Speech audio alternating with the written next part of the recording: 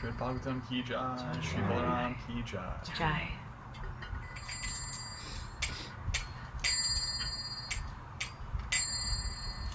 Jaya Radha Madhava Jaya Kunja Vihari Jaya Radha Madhava Jaya Kunja Vihari Gopi Jana Vallabha Jaya Giri Varadhari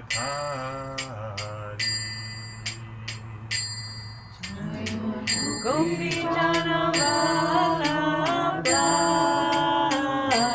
Jaya Giridharadhari Yashodanandana Braja Janaranjana Yashodanandana Vrajana Ranjana Yashodanandana Braja Janaranjana Yashodanandana Vrajana Ranjana Yamuna Tiravanachari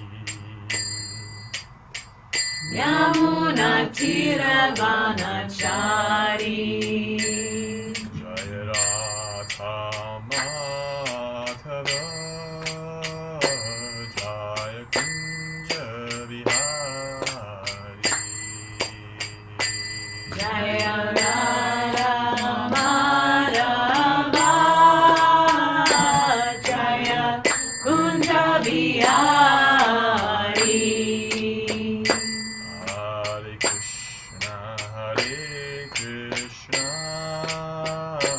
Krishna Krishna Hare Hare Hare Rama Rama Rama Hare Hare Hare Krishna Krishna Krishna Hare Hare Hare Rama Rama Rama Hare Hare Hare Krishna Krishna Krishna Hare Hare Hare Rama Rama Rama Hare Hare Hare Krishna Krishna Krishna Hare Hare Hare Rama Rama Rama Hare Hare Om Namo Bhagavate Vasudevaya Om Namo Bhagavate Vasudevaya Namo Bhagavate Vasudevaya Om Namo Bhagavate Vasudevaya Bhagavate Vasudevaya Bhagavate Vasudevaya Enam Namaskritya Naram Jaiva Narottamam Saraswati Jayam Virayet Nashtamprayeshvapadreshu Nityam Bhagavati Sevaya Bhagavati Uttamashloke Bhakti Bhavati Nashtaki Hare Krishna. Jai Balaram. Jai. It's the appearance of Sri Balaram. Maybe we can record it. It's recording. It's recording? Yeah. Perfect. So many steps ahead of him. It just didn't say it. Yeah. So today's the appearance of Lord Balaram. And as you know, we've been reading the first canto, chapter 2, Divinity and Divine Service, and going through that chapter, Hare Krishna.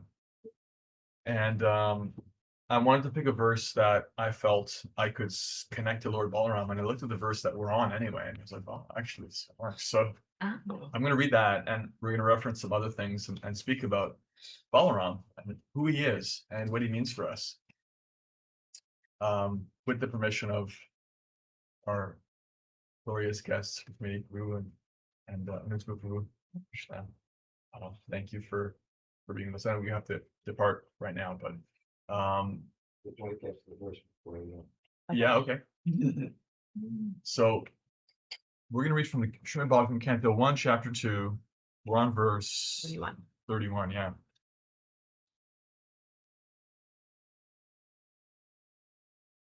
Tya vilasiteshveshu guneshu gunavaniva antah pravishta abhati vijnanena vijrumpitah. Translation and purport by His Divine Grace, A.C. Bhaktivedanta Swami Srila Prabhupada. Srila Prabhupada ki jai. Translation. After creating the material substance, the Lord, Vasudeva, expands himself and enters into it. And although he is within the material modes of nature and appears to be one of the created beings, he is always fully enlightened in his transcendental position. Srila Prabhupada's purport. The living entities are separated parts and parcels of the Lord, and the conditioned living entities who are unfit for the spiritual kingdom are strewn within the material world to enjoy matter to the fullest extent. As Paramatma and eternal friend of the living entities, the Lord, by one of his plenary portions, accompanies the living entities to guide them in their material enjoyment and to become witness to all activities. While the living entities enjoy the material conditions, the Lord maintains his transcendental position without being affected by the material atmosphere. In the Vedic literature Shruti, it is said that there are two birds in one tree. There's a footnote with the reference. Dvas pranasa yujasa kaya samanam vriksham parishadvajate tayoranya papalam svatyatyanashan nanyo bichakashiti. Mundak Upanishad 3.1.1. There are two birds in one tree. One of them is eating the fruit of the tree, while the other is witnessing the actions. The witness is the Lord, and the fruit eater is the living entity. The fruit eater, living entity, has forgotten his real identity and is overwhelmed in the fruitive activities of the material conditions. But the Lord, Paramatma, is always full in transcendental knowledge. That is the difference between the super soul and the conditioned soul. The conditioned soul, the living entity, is controlled by the laws of nature, while the Paramatma, or the super soul, is the controller of the material energy. So, Bhagavatam ki jai. Om Jnana Timirantasya Jnananjana Chakshurmilitam Yena Tasmai Shri Namaha. Nama Om Vishnupadaya Krishna Vedaya Bhutale Srimate Bhaktivedanta Swami Namine. Namaste Saraswate Devi Gauravani Pracharane Nirvishesha Sunyavadi Paschati Veshadhanane Vanchakalpatarukascha Kripasindhuyaicha Patitanam Bhavanebhyo Vaishnavebhyo Namo Namaha. Jaya Shri Krishna Chaitanya Prabhu Nityananda Shri Advaita Gadadhara Srivasadi Gaura Bhaktavrinda. Hare Krishna, Krishna Krishna, Hare Hare, Hare Rama, Rama Rama, Hare Hare. Hare Krishna. So in this section, we've been hearing about the primacy of bhakti, how important bhakti is, how it's the greatest process for connecting. And here we're hearing about, in the last couple of verses, we've been hearing about how what the relationship is between the Lord and the material world. And so this is actually one of the domains of Balaram. So Balaram is Krishna's first expansion. Whenever Krishna comes, he comes with his Shakti, right? When Ram comes, who's the Shakti that comes with Sri Ramachandra? Who's the feminine? Sita, yeah. And he also comes often with his expansion. So what's the equivalent of Balaram in Ramachandra's pastimes? Does anybody know? Lakshmana, yeah, his brother. So actually, it's explained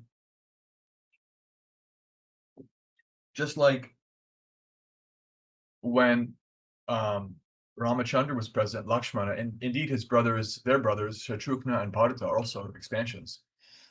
They appear when Krishna comes, Balaram comes. So Balaram is the first expansion, and from him, all other incarnations or avatars expand. And including, as is going to be described later in the Bhagavatam, the forms of Godhead that are actually overseeing the world, that from whose transcendental body the material universes emanate. Those are expansions of expansions of expansions of Balaram, the first expansion of Krishna. So Prabhupada mentions in the purport, the living entities are separated parts and parcels of the Lord. As Paramatma, the Lord within, and eternal friend of the living entities, the Lord, by one of his plenary portions, accompanies the living entities to guide them in their material enjoyment and to become witness. So this witnessing, this guiding, this is the presence of the Lord in the material world. In the spiritual world, there's no, explicitly speaking, there's not actually a Paramatma, because there's no need, because everyone in the spiritual world is completely dedicated and they're with the Lord face to face. And in the material world, Krishna keeps a respectful distance. We were talking about this yesterday, that if you want me, I'm here. If you don't, I'm watching you, but you don't have to see me. And that's the presence of Paramatma. Actually, as Jiva Goswami explains, nothing can exist without the presence of Paramatma. Andantarasta paramanu chayantarastam. He's within even the smallest of the smallest, Brahma Samhita says. So the existence of the atom, Jiva Goswami says, is predicated on the presence of Paramatma within it. There can be no independent manifestation of matter unless the Lord is there, because matter is just one of his energies. She's just serving him. We don't see that because he's keeping himself behind the veil. He's behind the curtain of Maya until and unless somebody's actually interested in him. But actually, the whole mechanism, the whole rigmarole, the universe, all the different galaxies and the planets and all the different life forms, all that's only going on. All the earth, air, fire, water, ether, all the mind, intelligence, all the egoic energy, all that's only going on because the presence of the Lord is actually there in invisible form. We cannot see it through the lens of matter, but he's actually supporting even material elements, and our existence is also possible because he is there next to us side by side. And that is all Balaram's mercy, because Balaram expands the material energy to give facility to those who prefer that, for as long as they prefer that. And also, simultaneously, dual purpose of the material world. As Prabhupada says, to guide them in their material enjoyment, and also to give them facility for spiritual advancement. It's a sneaky second reason for the material universe. It's actually the main reason. The rest is just, from the top down, from the liberated point of view, it's insignificant. All the other stuff. The real thing is the awakening. So let's call it Srishti Lila, the pastime of creating, maintaining, and then withdrawing the universe, is recreating it again, and expanding countless living entities to give them a chance on their own terms to come as they like and when they like to Krishna consciousness, to awareness of the relationship. And Balaram does this because he's actually the originator of the service attitude. So Krishna is the supreme enjoyer. And that means Balaram is also the supreme enjoyer. He's equally God. He's not less God. We can see in Vrindavan, Balaram has so many beautiful pastimes. He has his own personality.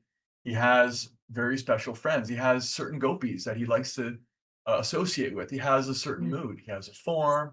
He's a specific person. And he's also the first servant of Krishna. The first servant of Krishna. So Balaram is described is basically identical to Krishna, except he's different colored. He's whitish. Krishna has this beautiful bluish, blackish color, Shyama Sundara. Balaram is a different color, it's whitish. And the other difference is that he has this mood of service to Krishna. He's always interested in facilitating service to Krishna.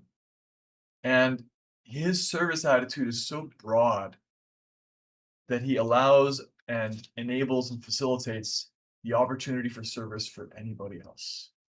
That's the real reason for the material universe, to give all kinds of living entities we all have our minute independence, the chance to do whatever other thing we want to do, and also unlimited facility to come to a mood of service.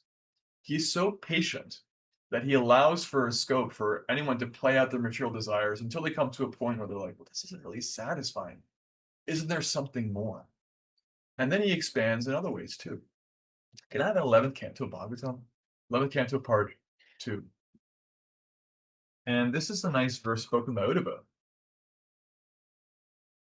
Uddhava has been coming up for us recently because we've been reading the Krishna book Tuesdays. And in the Krishna book, we're on chapter 47, 48.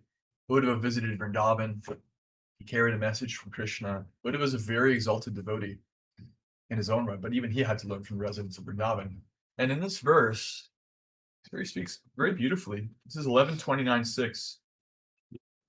He speaks about the expansions of Krishna as Paramatma internally and as a spiritual master externally. He says, and I'll read the Sanskrit because it's really pretty. 11:29:6. Naivo payanti pachitin kavayasthavesha brahmayushapikrtamritamudasmarantah yontarvahistanu pratam ashubham vidhanvan acharya chaitya vapusha swagaten yanakti. O my Lord, transcendental poets and experts in spiritual science could not fully express their indebtedness to you, even if they were endowed with the prolonged lifetime of Brahma. Brahma lives for 311 trillion 80 billion years. Even if they were endowed with a prolonged lifetime of Brahma, for you appear in two features, externally as the Acharya and internally as the Supersoul, to deliver the embodied living being by directing him how to come to you. So Balaram manifests as an expansion of an expansion. He manifests as the Paramatma, who facilitates the living entity to have their material experience. The Mundaka Upanishad that Prabhupada's quoting, this beautiful analogy, famous analogy. There's two birds in the tree. One is there just eating the fruit, and one is uninterested in the material, the fruit, the tree is the material body, the material world. And the Paramatma is aloof, is not interested in those things, but is watching and witnessing. Chapter 13, Bhagavad Gita describes, how does it put it? I'm trying to remember the Sanskrit. Can I get a Bhagavad Gita? It might come to me. Anyway, the point is, the overseer and the permitter. He's overseeing and he's permitting. And Upadrashta and Amantacha.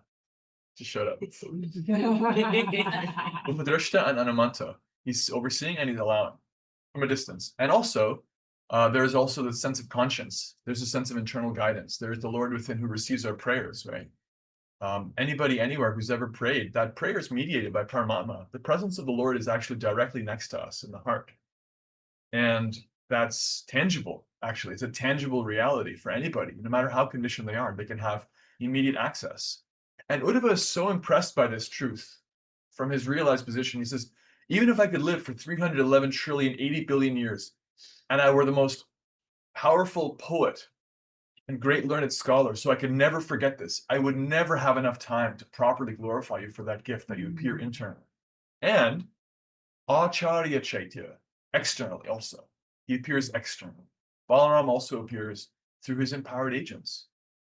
Balaram is actually the Adi Guru. He's the first guru. He's the first manifestation of the service attitude, the first manifestation of somebody who patiently holds us by the hand and teaches us how to practice bhakti. We were hearing yesterday so beautifully about Srila Prabhupada, how Srila Prabhupada so patiently helped us to practice, and I would say helping us, present tense also, helping us to practice Krishna consciousness, because it's necessary. There has to be a mercy intervention. There has to be somebody who sets aside their own greatness to have mercy on somebody who is just starting to wake up, right? You were speaking about the tolerance, the ability to receive service in any form that Srila Prabhupada showed in so many different pastimes. The setting aside like all the details, are they doing it right, this, that, the other. That here's somebody who wants to render service. How can I facilitate them? That is Balaram's mood. That is the all-encompassing mercy of Lord Balaram, who appears, of course, in Lord Chaitanya's pastimes as Nityananda. Nityananda is no other than Balaram. Just as Lord Chaitanya is Krishna, Nityananda comes. He's Balaram. And there is this way in which the gurus are actually just trying to fan that spark of somebody wants to be of service, somebody wants to give. We're little givers, and our diseases we're trying to take, and think that if I just give to myself, right? If I just give to this thing or that thing, that idea, this idea, even our own family, it's nice to give to anything that's not you, that helps you grow, but the ultimate giving is to give to Krishna, give to the source, and to give to everyone in that light. And so the gurus are helping us turn our kind of like confused giving attitude into a real giving attitude, a service attitude. It's directed toward the source, and that takes patience, takes tolerance, and living entities can be blessed with that power and serve in that role. So, one great devotee in the line of Lord Chaitanya, he was asked over and over again to give um, initiation, to function as an initiating. And he was saying over and over again, this is not my service. I feel like I'm not called to this. And but everybody could recognize that this devotee was very advanced and was already serving as a Shiksha guru, which is equally important, but was being asked to serve as a Diksha guru, also necessary. And so at some point they came forward and said, I will begin to do this service. And somebody asked them, Maharaj, if I may ask, for so long you were saying you wouldn't do this. Now you're saying you will. Why is that? And he said, well, I have to be honest with you, I'm paraphrasing. Lord Nityananda appeared to me and said, you're asking for so much mercy. And when someone comes to you asking for mercy, you're not willing to give. Mm. So he took the service because somebody has to do it. It's a very difficult service to do because you actually have to receive so much respect. And that's an austerity because it's a safe place to be, just remember that you're a servant of your guru, but a servant of the guru can also act as guru. So in this way, Krishna empowers living entities over and over again to function externally, because we need that internal and external bracketing to help us come back home. Like these two banks of the river, they guide the river. So we're getting bracketed. And that's Balaram's mercy. He's empowering living entities externally for us. He's there present in the heart. Acharya Chaitya Vapusha. Acharya, one who leads by example externally. Chaitya comes from the same root as Chaitanya, the chit, the present, the conscious presence in the heart. So Svagatin Vyanati, to reveal the path how to come to him. So Balaram is doing like that. And so I always like to focus mainly on Balarama Purnima, about Balaram's mood and Balaram's mission, because the best way to know somebody is to serve them, right? So Balaram's a person with his own moods and his own paraphernalia, and we're going to talk about that as well. And the best way to know him is to follow his instructions. And the most pleasing thing for him is to serve Krishna, to become Krishna conscious, because that's somebody really, the transcendental light bulb going off above their head. Balaram notices that here somebody's coming up, out of the depths of unconsciousness, just starting to wake up. That is a big deal. And he's very pleased by that because he's gone to so much length, taken so much trouble to facilitate people to do that. So coming to Krishna consciousness, starting to honor the presence of the divine in our hearts and in the hearts of others, starting to appreciate our teachers and really hear from them sincerely and submissively. That is recognizing Balaram. And like I said, he's also a person with his own specific mode and mood. So we'll talk a little bit about Balaram and some Balaram Leela. And so one of Balaram's names is Shalabahu. He whose arms are as powerful as palm trees. In fact, the palm tree is an ancient symbol for Balaram. It's associated with him. And Balaram is very powerful. In fact, one of the meanings of Bala is power. It's a giver of spiritual power. And so Balaram has some paraphernalia. He has one of his famous pieces of paraphernalia is his plow. And one of his names is Halatara or Halayuta, the carrier of the plow. So what does the plow do? The plow like cultivates, you know? You pull it, it actually it's dragged across the land and it opens it up. So Balaram, you know, in the poetical sense, he's doing that for our hearts. He's tilling our hearts. He's making the land fertile. He's turning the soil. And also he literally carries a plow. And in some of his pastimes, for example, there was a demon. His name was it's later. It's not in Vrindavan. It's not coming to me. You know what? Let's make a bigger mountain. We make Krishna book. And Is it Pralambasar? what's that? Pralambasar? He's killed Pralambasura. That's not the one I'm thinking of. But there's this demon who's befouling the place of sacrifice of all these Brahmins. And actually, there's a backstory here, so I'll start there. So Balaram actually was speaking. Well, he walks into the assembly, and thank you. He walks into the assembly, and there's what's Suta Goswami's father's name again? Suta Goswami. His father, the one that Balaram kills. Oh, Ramaharsha. Yeah, Ramaharsha and Suta. So Ramaharsha and Suta was a very empowered devotee. He knew the Shastra inside and out. And Balaram entered the assembly when Ramaharsha and Asuta was speaking. But Ramaharsha and Asuta didn't actually stand up to receive him. And normally that wouldn't really matter because it's just an external thing. But Balaram could understand that in his heart there was some pride. And Balaram said, you know, he understood in his mind, in his heart, he thought the whole point of Shastra is to develop softness and sweetness. This person has failed to develop that. They've not understood Shastra, no matter how well they're conversing on it. So he picks up a blade of grass and he pokes them with it, kills them, delivers them. And the Brahmins were aghast, trying to find what this is. Krishna book is a Balvala. That's the name of it's chapter 79. That's what I'm going to get to. The demon's name is Balvala. The Brahmins were aghast. How could you kill him? We gave him the benediction of long life. Oh, but you're Balaram, so everything you do is right. So I guess it's okay. But so Balaram took the humble position. He said, "Oh, actually, I guess I have some purification to do. I've committed a sinful activity." There's no question of sinful activity for him. Balaram can be a little emotional sometimes. So he does this. He liberates Ramaharsha and Sutta by killing him. And he goes to the Brahmins and he says, "What can I do to be purified?" And they say, "My Lord, you're always pure. But if you wish to set an example for the living entities, you can go on pilgrimage, and you can go to these different pilgrimage places, and you can take, you know, ritual bath in the Ganga. Although it's just the water emanating from your own toe, you are yourself the Lord.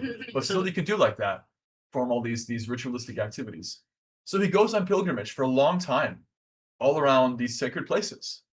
You know, Ganga Sagara, this place, and Haridwar, and that place, and worshiping this deity and that deity, and taking sacred bath and offering charity and offering obeisance. And then he comes back to the Brahmins, and what happens? He finds out these Brahmins are doing sacrifices. There's a demon, and the demon's called Balvala. And Balvala is taking pleasure in, he's a bit of a bully. He likes to take pleasure in just ruining other people's situations. So he's spilling blood and pus, stool, all these nasty things on the sacrifice place because he knows that Brahmas are all into cleanliness. And he's coming in and he's spitting and he's doing this and doing that. Every time they're trying to start a sacrifice, he's defiling it. He's a defiler.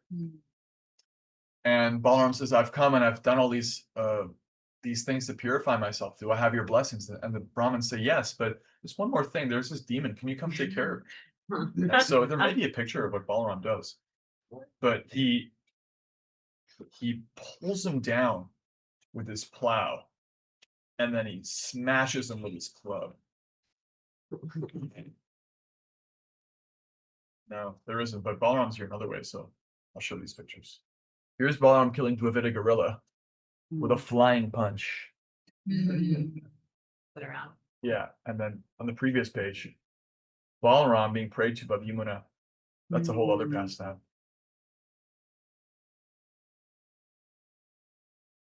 So he drags him down and then he smashes it. Two-handed technique. So Haladar, the wielder of the plow, uses his there as a weapon. So Balarama, his mood in Vrindavan is he's always looking out for Krishna. He's the elder brother, and he's always just trying to increase his pleasure. In fact, he describes, when you came as Ramachandra, I came as Lakshman. I was a younger brother, and as the younger brother, I had to obey you because I'm younger. And therefore, when you take these austerities and you go to the forest, you're in exile, and you and Sita Devi are walking the forest with all these thorns with your bare feet practically, and like all these things, you have to abdicate the kingdom for some time. I had to just bow my head and serve you. But as Balaram, I can't make sure to come back as the older brother, because I don't have to follow you. I can do what I want. What I want is to give you joy. So his mood is he's always looking out for Krishna and increasing his satisfaction with every step. And Balaram also has a sense of humor. He's very quirky. So when he was at one point, he was in Vrindavan. Later he comes back to Vrindavan and he's with his associates and he's becoming spiritually intoxicated. And in his spiritual intoxication, he tells Yamuna River, come here, come forward.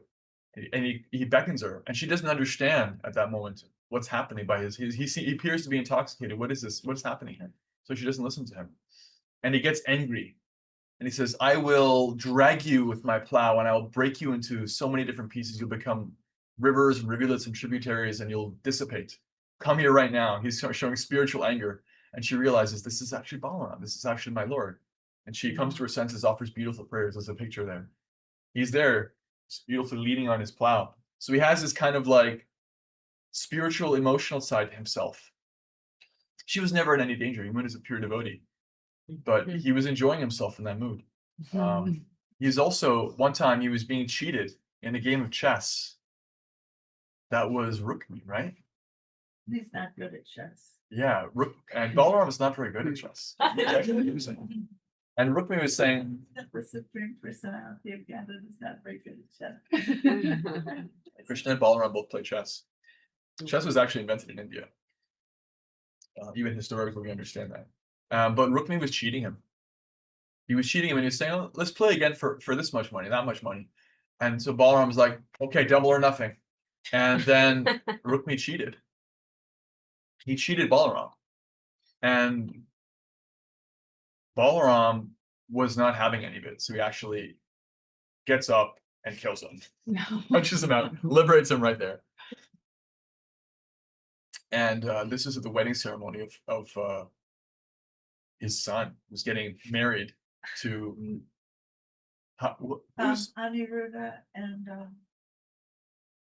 Rukmi's daughter was getting married to Krishna's grandson. yeah, Rukmini's son's son. Yeah, Krishna's grandson. yeah, This is how they celebrated weddings in those days. yeah. There was a fight. They're playing chess, Like, and the grandfather tried to cheat. Yeah. Tried to cheat Balaram. actually, in one place, Prabhupada says that they would come for the wedding, but they really came for the fight. Kshatriyas would always have some competition amongst each other, right? Kshatriyas are they cannot turn down a challenge. So whether it's on a chessboard or battlefield, some would be arm wrestling, there'd be some dueling. So like that, Balaram was cheated and he didn't like it because the cheater was like a well-known non-appreciator of Krishna. In fact, he had supported Rukmini getting married to Shishupala in the first place. When Krishna came and snatched her away, he was really unhappy with that. So Rukmini's brother, she was really happy. Krishna is really happy. All the residents of Dwarka loved it. Everyone loved it, but he was like, he couldn't stand Krishna from birth. He was kind of a demon that way. So Balaram doesn't tolerate that. And sometimes his mercy takes that mode of like, it can be as soft as a rose, it can be as hard as a thunderbolt, but one way or another, it's mercy. So Balaram has his own personality, and as you read the Krishna book, you can see it come out. His interactions with Krishna, his playing with the boys. You know, when Krishna is being entangled by the Kaliya serpent in the Yamuna River, everyone is like practically they can't breathe just watching this. The banks of the Yamuna, they can't go in because the whole Yamuna is like poisoned. But Balaram's just there, like smiling within because he knows that Krishna's going to be okay. But he's also saying, Krishna, stop. Can't you see they're almost about to die in separation from you? Finally, Krishna stops and he like gives up the act, like the pretense that he's getting defeated, and just defeats the Kaliya serpent to lecture some chastises. But Balaram, he's also kind of got that elder brother mood. Sometimes he chastises Krishna. He tells Yashoda, he tells Mother Yashoda, Krishna's been eating dirt. Krishna says, no, my brother is just trying to get me in trouble. If you don't believe me, look in my mouth. So Balaram's also like this responsible older brother. And it's very beautiful and very purifying to hear this. And also, as we were saying in the beginning of our talk, the essence is to follow his mood and his instructions, to understand that he's actually gone out of his way, patiently tolerating, facilitating our Krishna consciousness internally as a witness to guide us to the association of devotees and the holding him externally as devotees, even as deities. Deities are actually incarnations of coming. These are all these different ways, Shastra too. These different ways that Balaram is actually facilitating the growth, spiritual growth of living entities. And it's by his mercy. If you have his blessings, you can be liberated from material energy. So we need the blessings of the Guru, we need the blessings of Balaram to get out of the confines of material consciousness, which we can't do on our own. And so he's looking for our endeavor, and he's also looking for our surrender. Shri Balaram ki jai. Right. So those are some thoughts, reflections on Shri Balaram, also known as Baladev, also known as Paladhar, Shalabahu, he was powerful as Palm Tree. So many names of Balaram. Sankarshana. Sankarshana is another name for Balaram, actually. In fact, Sankarshana, one of the meanings of the Krish sound in Krishna, it's also there in Sankarshana, is dragging, pulling. Balaram is actually like pulling us toward Krishna, just like a plow is pulled across the land. That's the action of the plow. You can't push a plow, you have to pull it. So he's pulling us toward Krishna. Sankarshana is the one who drags us closer to the Lord. It's one of the meanings of Sankarshana. So now let's take comments, questions, reflections. This is my favorite part of any class. We get into reflections, so you can all drag me closer to Krishna. We can churn this nectar of Balaram today. I really like the pastime of continuing on with Rukmini and Balaram. So Rukmini had this brother who hated Krishna so much, and then Krishna needed to kill him, but because of Rukmini, he wanted to be merciful. So Krishna was like a little divided on that, and so what he did was he made him funny looking by. I mean, these people have so much ego, right? So he made him funny looking by cutting off his beard and funny places and his mustache and his hair. Made him funny looking. And so I love this Balaram part where Balaram comes in and he's, as you were saying, he's playing the older brother. So he's chastising Krishna. You know, he's our brother-in-law now. You know, you're married to his sister. He's family. Shouldn't treat someone family like this. And then he turns to Rukmini and he's saying, you know, you shouldn't be attached to a brother like this. You know? So it's so sweet the way he's going back and forth like this mediating relative, like attached to a brother like that. You should, he's family, you should. It's so sweet. You know? And then he just tolerates and tolerates, and then finally Balaram just has to kill him. So, right. And also his friend who was showing his teeth. That's really a funny part. He knocks his teeth out. Doesn't kill. Does he kill him? He just knocks his teeth out. Yeah, he just knocked because he kept like King laughing when Balaram was losing the chess game, and he kept like. He was laughing and chuckling and showing his teeth while Balaram was getting cheated. Right. So at this wedding, like the big drama of the wedding, more than the wedding ceremony, was that Balaram killed Rukmi, And then he smashed out the teeth of this king of Kalinga, and everybody had to run before they got it too. It's so funny. Balaram's so charming. Thank you. and Yeah, I funny. also appreciated how he kind of like diplomatically is instructing Krishna to pacify Rukmini, but also giving like some elder brother energy to her because she's also feeling bad because this is her brother who just got humiliated, although he kind of had it coming. In fact, in the pastime, Krishna, when he goes to, we call her kidnapping, he really just goes to save her. She's like begging him to please come. I've heard about you. I've fallen in love with you. I can't have anyone but you. And if I can't have you, she says, I'd rather die and take on austerities lifetime after lifetime after lifetime until I'm qualified to love and serve you. And so Krishna goes, and Balaram knows he's going. So Balaram comes with some soldiers in case there's going to be a fight to back up his brother. And he speeds there, to back up his brother. Because Krishna's got it covered.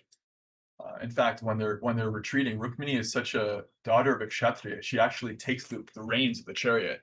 She's got that powerful princess energy too. She's like not in that moment. She's like showing that she's not just going to back down. She also just like takes the chariot so that Krishna can shoot arrows while they're leaving. Yeah, so Balaram is very diplomatic there. Sometimes he's less diplomatic when he loses his cool. That's also transcendental. More reflections. I have a super quick thing I can say. Thank you so much. When Leanne and I were at the temple in New Jersey a while ago, I was in the gift shop trying to buy something for the kids, and I saw a coloring book and I grabbed it and I didn't really look at it. I think I just thought it was Krishna.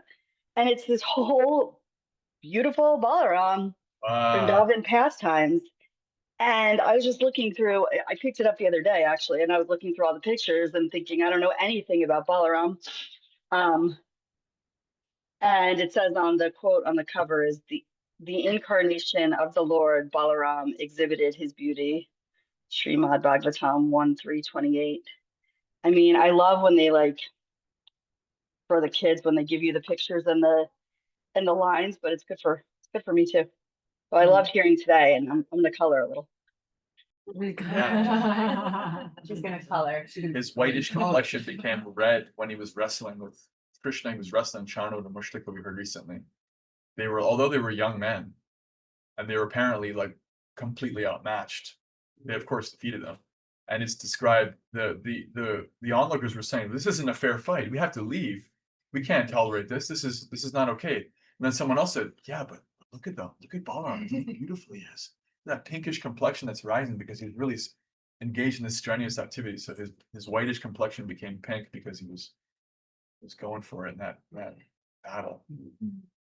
Details. Love is in the details. If you go to Vrindavan, outside of Vrindavan was a village of Baldeo, and it's a beautiful temple there, the Dauji. He's the older brother. Yeah, and if you go there, his wife is Revati, and she is like kind of to the side. You can't really see her. You can't have darshan of her directly. She's kind of like, it's really beautiful to go there, and you kind of like you have to go at an angle and look in through the side door. You can see her there. Very mystical. And she was the daughter of Revata, King Revata. She wanted to marry the most powerful. That was her desire. And she was very big. She was bigger than Balaram. She was taller. So, She's from a previous age. Yeah. People were bigger. Right. Yeah, exactly. And what did Balaram do? He took his plow and he shaved her down, and so she became smaller. Yeah. So funny. Yeah, I told you were only so high. And we're like pygmies compared to previous age. Pygmies. Yeah, because I think Revata, her father, went to serve Brahma. And then when we went to the higher planets, relative time passes differently. So time had passed very, very quickly. Yeah. Where we are in the lower middle planetary system. So Brahma said, I gotta be honest with you, everyone you know is gone. Brahma was watching a dance and had to wait, right? It took like 20 minutes of Brahma time. He was with his daughter. Yeah. Brought his daughter up there, but Brahma was watching a dance, so they had to wait. Yeah. Which meant thousands and thousands and thousands and billions of years have passed for humans. So then he's like, well, who am I gonna marry my daughter to? Who's left? And then don't worry, Balaram. He's the best. So he gave her shelter. So Revati is the husband or wife of Balaram. Daoji, Dao means in Brijbas language, elder brother. It's the elder brother of Krishna. Thank you so much for such a beautiful class and helping us envision this relationship.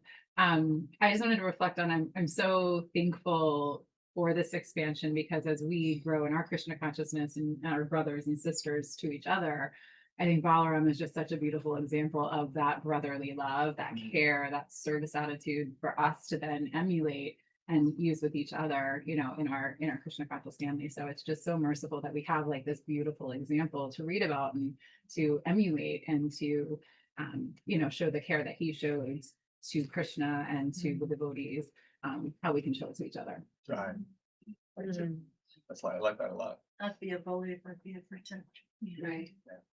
And with that too, like, you know, Balaram, he's guiding us as the super soul. He's also guiding us through acharyas and through gurus that manifest in our lives. And then just like in all the Krishna Leela, right? But with Balaram, it's just such a playfulness and that beautiful reminder of like, it's a very serious thing, and it's a very sobering thing to wake up and to come to Krishna consciousness and to dedicate your life to service, to devotional service.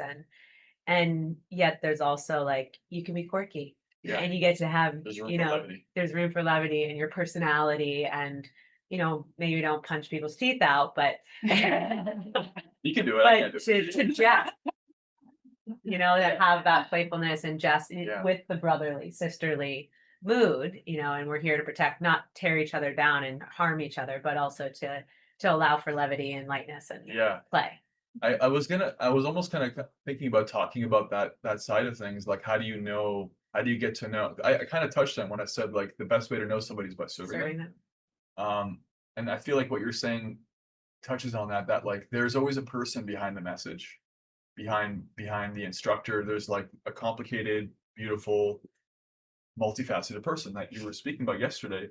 Krishna is this multifaceted jewel. Srila Prabhupada also showed this, that he has so many sides to himself. Like he could be really stern, be really serious. You know, he could write messages that are like meant to last for thousands of years, and therefore have to be really sober and sobering. And also he could be like a little child and laugh and make you laugh and just be very pure and simple. There's all these different sides. So Balaram's like that, you know, his mission's very serious, and it was also very playful. Chaitanya Charitamrita says that too. Krishnadas Kaviraj Goswami describes Nityananda Prabhu as very merciful and very playful. You know, go on about Nityananda forever. But Vrindavan Thakur sings that Lord Nityananda was merciful even those who couldn't be merciful to their own selves. His mission is to go above and beyond what Mahaprabhu even did. That those who are the most unqualified, Nityananda says, that's what I want to get, because if I can get them, then everyone can see how wonderful Lord Chaitanya is. And he's very funny because he's always doing goofy things. He's having jokes and food fights with Advaita Prabhu and so many things. And so in our sangha and with, you know, senior devotees, we can see, they can show us these sides of themselves. And I've always like taken it that it's mercy when it comes, and don't think that you're there on that level with them and you can just stay there. But if they start, like, you know, they lead you and they make a joke, then you can join them in that. You know, don't be afraid of it, because they're people. Like Srila Prabhupada would say, like, if you love me, I'll love you. That's a very beautiful, intimate thing to say. And he's opening the door for a relationship. So the guru can crack a joke. Doesn't mean that we can be like thinking, oh, I'm on the same level as them and I should go in and I can start cracking jokes at them. But you want to follow the mood of your guru. And if they're going there and they're being lighthearted, you can follow. You know? And in that way we can maintain reverence and respect and honor the position and how high they are, and also at the same time see their humanity, because they show that. There's always that sense of humor and that those idiosyncrasies that come out, and we love that. Love is in the details. Thank you. Thank you so much, Ramya. This was so enlightening. you talk a lot, and also spoke about this last night about like the dynamism of Prabhupada and you're speaking now that dynamism within Balaram of like this multifaceted jewel or like these different faces of the jewel that can be shining at different times based on context. And my question is like, why does that make people so uncomfortable, or like that we really want this like black and white thing, Yeah. and like it can be like the subject of sort of like argument, well, where it's like, oh well, you're saying this, but in this, like, it's just a funny kind of human, even though we're all so dynamic and we're all have so many different sides based on like who we're with, and like the way we speak, I speak to my dog, it's gonna be really different than the way I speak to my husband, although I love them both. Well, sometimes it's a little similar, but it's like what? It's just a funny thing that we have that in us where we can give so many examples of acting differently in different situations, but when we see it in the people that we are revering, following, looking to, like it makes us like almost uncomfortable. We're like, Yeah. do you make these? I hope I do. I'm making I do know what you sense. mean. Think that because here's the thing.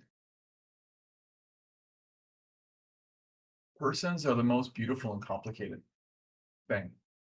It's the most complex, rich, rewarding, confusing aspect of our philosophy is that ultimately in the final issue, the supreme is a person, and so are we. And the implications of that are staggering, actually, because persons are unpredictable and they have agency and they have different sides and they can be complicated. And that's beautiful. That's where all the joy is. And we want that, and we're all looking for that. And that's why Krishna is doing what he's doing. He's associating with those who love him. And there's always this rasa. Rasa is what it's all about. It's always that give and take, that relationship. You can't have that with abstract concepts. You can't have that with black and white things. And what's also true is that in the material world, we have been burned. Personhood is problematic materially because we've been let down. And so there's a certain amount of fear or anger or different things there. Prabhupada talks about this in the purport to Bhagavad Gita, chapter 4, Vitaragapaya Krodani, verse 11 or 13. He says that fear of a personal existence is a strong motivating factor for people and why and how they take or don't take to spiritual life. And it actually underlies how we deal with each other all the time, because we all want connection and we need it. At the same time, it's terrifying. It's actually scary to be vulnerable, to be seen, and what if I see them and I find out that they're not what I thought they were, right? Because our material existence is peppered with these examples of disappointment. So this is what we're all carrying. We all have like issues with that. And so, oh, here's Krishna, and he's going out and he's doing these things, and he's like apparently maybe transgressing the rules of Dharma on some level. It can make us uncomfortable. Or Balaram is like the emblem of mercy, but here he is getting up and starting a fight at a wedding and killing a guy over a chess game. It can be hard. It can be hard on some level to understand how in the final issue, when things are completely liberated, there's still this unpredictability. Even though we understand theoretically that's actually all spiritual and it's not contaminated, materially motivated, conditioned matter. It's not the same at all. It's a pure thing. Still, until and unless we have examples of spiritual relationships themselves can feel scary. That's the hang up that conditioned souls are dealing with. So ultimately, the Sangha of devotees is meant to give people an example of what a spiritual relationship feels like through the association of other devotees, right? The association with devotees, the association with spiritual master, these are spiritual relationships. Even if there's some element of matter still there because of the people involved, there's a taste of transcendence. And it's this realization that's propelling us to yeah, I do want Krishna because I see how relationship can actually be what I want to need, and also like not just problematic and not like doomed to failure, which all material relationships and material ideas are. So I hope that answers your question. Like we're carrying our own issues, and at the same time, we're absolutely made for relationship, you know. And people are complicated; they are, and that can be bewildering. And also, the other thing I'll say is that um, I've heard that Srila Prabhupada said this, and I haven't found the reference, so he may not have actually said it. But I heard he said the intelligence means the ability to hold two contradicting thoughts at the same time and to see how they're both true, right? So that's a very refined position. And before we're there, or when we're not there, it can be simpler to look at things in black and white terms, right? And nuance and the ability to reconcile opposing points of view is a sign of advancing intelligence. And a person is a giant reconciliation of contradictions. They're so self-contradicting, apparently. Balaram, Nityananda, Krishna, Radharani, there's so much contradiction there, apparently. But they're actually incredibly beautiful, and that's the supreme reality. So when we're not completely there yet, not completely purified, we can take shelter of abstract principles and black and white ideas. And it's not a bad thing, but ultimately we have to grow out of that, realize that,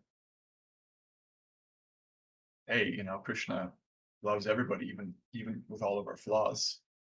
So Yeah, I think too, thank you so much for that. That was really clarifying.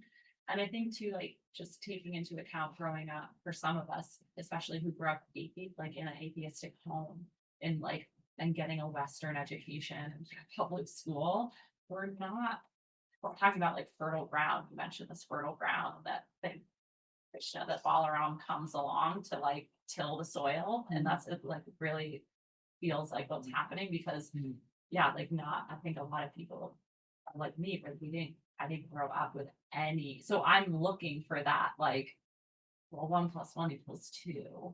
yeah. Yeah. Like it's either this or it's that, Yeah, so that's also, I understand what you're saying now. So that Yeah. there could be a hankering for clarity and Mhm. a correct siddhanta, like actual conclusive. What actually is, what is not real. Yeah. What's the difference between matter and spirit? Like, can I find somebody that can ask these complicated questions to them? They could just tell me, like, why is there so much suffering? What happens after we die?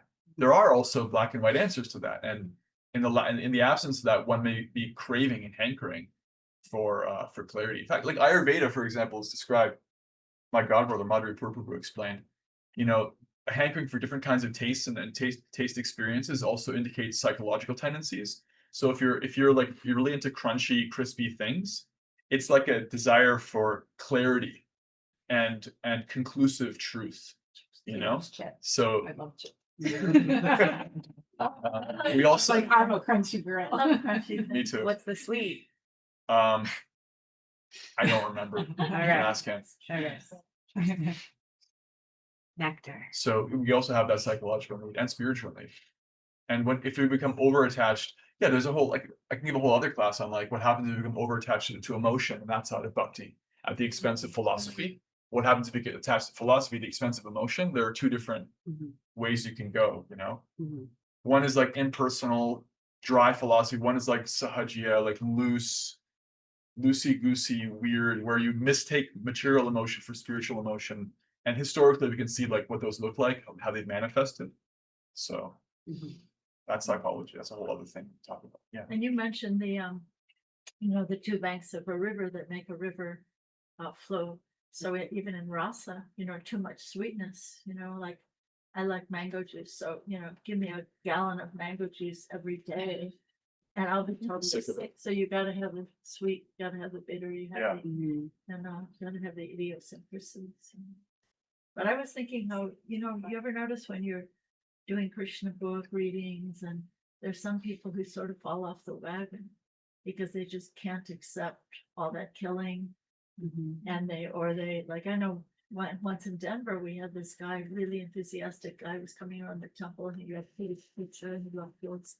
And he wanted to do Sunday school and do Krishna book with the kids. And he just couldn't handle all that killing, that Yeah. he couldn't accept it, that, so, and I know there's some people who just only like certain types of Krishna, and they don't like other types of, when Krishna does that, this or this or this, no, I can't accept that, I don't want to hear it. So it's, to me, it's like really a symptom of like a neophyte stage of devotion, when I have my parameters and I only accept this or this, and I don't accept, I can't broaden out my perspective to accept, Yeah. like it's like a judgmentalism. Yeah. And I think some of that is a holdover, because without checks and balances, material societies, material relationships can become polluted. And so generally, intelligent, thoughtful people have internal checks and balances. And one of them, for good reason, is like, I'm not okay with violence. That's 99 times out of 100, just a really black and white thing. And yet there's also nuance, because sometimes it's necessary, unfortunately, sometimes it's necessary. And on the spiritual level, we're talking about Krishna and Balaram, like they're actually delivering these people. That's not even conceivable to the conditioned mind. That there's no precedent for that material world. So receiving spiritual messages, growing, sometimes means being able to like say, oh, even if I don't get this right now, let me just sit with it and see if it changes me. And it takes me to a place that's bigger than the box I'm in right now. That's And so it opens my eyes. So wise. Because otherwise you stay in that box. Because we don't have boxes. Sorry, if you That's can really remember right. what you just said. Yeah, just that Receiving. what did I say? Just that You said Oh, We if- recorded. yeah, Getting hearing out of spiritual that box. messages. even if you don't understand it. Sit with this. Yeah, hearing spiritual messages means sometimes just being like, even if I don't get this and it doesn't jive or reconcile with what I understand, let me, suspend disbelief. Let me receive. Let it see if it can purify me and get me to a higher place. Einstein said a problem cannot be solved on the same level which created it. Right? There has to be vision from a higher place. The whole point of scripture, the whole point of spiritual life is to take us to a place we're not at yet. And by definition, if we were, we would be like, what? Krishna was walking on the planet and so many people saw him, and sometimes they're just like, oh, that guy, because they just weren't there. So we want to be lifted. So there is this way in which gradually, carefully, we let go of things. Krishna can be violent sometimes. That can be okay. And that doesn't have to happen all at once. But sometimes someone just like, they can't swallow it. They set it aside. You know what? I'm done with this. I can't handle it. That's unfortunate for them. Or they pick and choose. I'll only listen to this pastime, that pastime. God, how can God come as a pig? That's totally offensive. Like how, Yeah, you're just blaspheming my Lord. Like the Christian people who, sure. this is complete blasphemy. Or like, they like Dharma is defined as the laws made by God, right? And in Krishna's pastimes with the gopis, he throws out all Dharma. Yeah. He's the illicit lover. It actually breaks all Dharma. And if you read some of these literatures, Krishna and the gopis are speaking to each other in the most abusive ways. You vulgar cheater, liar, Yeah, they call them names. Yeah, God, they're calling God names. Yeah, like completely adharmic conversation. Yeah, especially Lalita. Yeah, Lalita, she's like so bossy, and she's always blasting Krishna. And it's completely adharmic. He's the Right. illicit lover. Yeah. There's lower rules and higher rules. The highest rule is to give your heart and soul to God. And so for the sake of that, they're abandoning all the other lower dharmas. But somebody who's only on that lower level cannot understand that yet. Yeah. And yeah, I mean, I think we face this in our own community. People are very much in the box and judgmental, and it's a symptom of a real neophyte beginner. I love what you said about just sitting with it and be able to understand that this is beyond the realm of my cognition. I can't fly to that level. So just worship it. Which is, after all, what we're aiming at. We're trying to go to a place that you could never figure out to begin with. If you could figure out, why do you have to hear from authority? You just figure it out. Yeah, and it's also meant to bring us to the place of wow. Yeah. Like Lord Varaha, wow, Mm. he comes out of Lord Brahma's nostril, Yeah. and then he just expands, and he's like a pig. And then he saves the earth. It's Yeah, he like, picks up the earth planet with his like, boar you tusks. can make that stuff up. Yeah. It's wild. It's true. So why not rather than being no, that's not possible. My Lord can't do that. Why not? Wow. Yeah. And that's the place where we're actually meant to exist. Wow. You know, Being in awe. being in a state of awe and a sense of wonder, like, Mm. God, the sun rose again today. You know, the snow in Vermont. You know, Yeah. Spiritual life is like the opposite of being jaded. Everything is very fresh. yeah, and it's like it's a place of being childlike, which is what again Jesus said, become like a child. Like a child can look at a mud puddle, smash the ice with their foot, and be in ecstasy. Yeah. You look at a worm. Mm. That one. Yeah. So then often people haven't really reconciled how to be childlike with how to not be taken advantage of, because we have God-given intelligence. So then the quick answer is that people are struggling with the role of intelligence and how to use it and not like neglect it, but also how to leave room to grow into something beyond the realm of material intelligence. But I think also like the whole idea of God as a person or personalism, Yeah. intellectual people, post-enlightenment people, intellectual. I mean, I remember being in a Jewish Sunday school in the 7th grade, and the teacher wrote anthropomorphism on the board. And, you know, we do not, you know, God does not really have these personal qualities, but we, you know, we attribute these personal qualities to God so that we can understand and relate, you know, but any intelligent, intellectual, post-enlightenment person would never consider personalism. So this is like this, you know, how there's something really beautiful that Prabhupada does. He uses the word sophisticated in a really negative way. And sometimes he says, any unsophisticated person can understand. You know, like, I'm trying to be so sophisticated. No, any unsophisticated person can understand these things. But this is the illusion of the intellectualism, the postmodernism. Right. That I throw out all personalism. Yeah, it's baby with the bathwater. Again, there's a complicated history there of the relationship between science and spirituality, because, you know, like Christianity says, don't worship any idols. People were making false idols. People make false idols all the time. And we do have to have intelligence to watch out that we're not, you know, following some cult or some made up thing. There has to be some discernment. There has to be some discrimination. And yeah, post-enlightenment means really focusing on reason and logic. Of course, there was a whole like throwing out spirituality because of it, but people, in short, people are jaded and they're afraid. They're afraid of being let down. They're afraid of being manipulated in the name of religion. They're afraid of organization. They're afraid of authority. People have issues with authority for all kinds of reasons, and they have all these hangups. And because of these hangups, you know, there's some pinching in their heart. So our role is to just try to help them with that by showing them how sweet bhakti is and how we're not out to make money or control anybody or anything like that.